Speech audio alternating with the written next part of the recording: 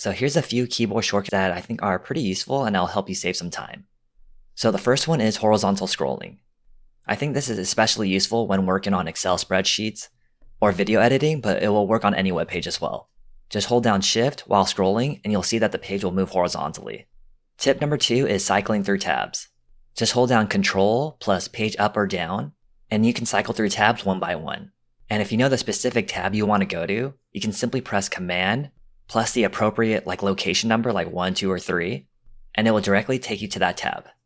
Another useful tip is if you want to go back to a previous web page. So instead of having to grab your mouse and click the back button, just hold down Command and the left or right arrow key to go back to the previous web page or go forward. And another tip that I find really convenient is to hold down Command, press L to move the cursor back to the URL bar. And the last one, probably my most used one, is when I accidentally close a web page that I need to reopen, which is Command plus Shift plus T to open all previously closed web pages. Alright, I hope you guys found some of these useful. If you know of any other useful ones, please let me know in the comments below. Thanks for watching. I'll see you guys in the next one.